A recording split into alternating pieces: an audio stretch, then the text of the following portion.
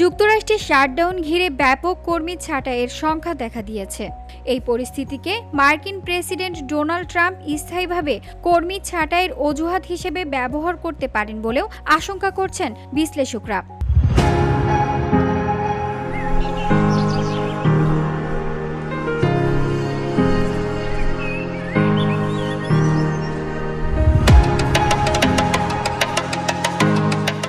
আর সেটি যদি সত্যি কার্যকর হয় তবে মার্কিন অর্থনীতিতে এর ভয়াবহ প্রভাব পড়তে পারে।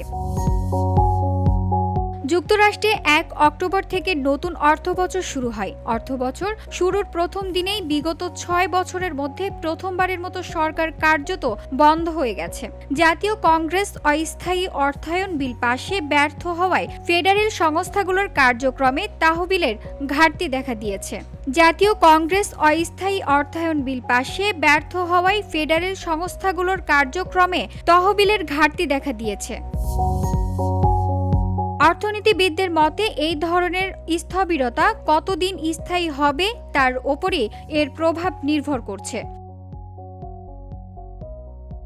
শাটডাউনে যুক্তরাষ্ট্র প্রতি সপ্তাহে মোট দেশজ উৎপাদন প্রায় 0.1% কমতে পারে। যদিও সমঝোতায় পৌঁছানোর পর কর্মীরা কাজে ফিরলে এই ক্ষতি আংশিকভাবে পুষিয়ে যাবে।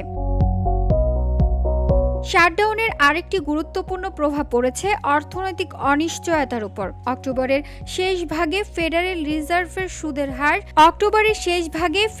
রিজার্ভের সুদের হার নিয়ে সিদ্ধান্তের আগে বিনিয়োগকারীরা শ্রম বাজার ও মূল্যস্ফীতি সংক্রান্ত গুরুত্বপূর্ণ তথ্যের অপেক্ষায় ছিলেন। কিন্তু ব্যুরো অব লেবার স্ট্যাটিস্টিক্স সহ বিভিন্ন সংস্থা তথ্য সংগ্রহ ও প্রকাশ সাময়িকভাবে স্থগিত করেছে।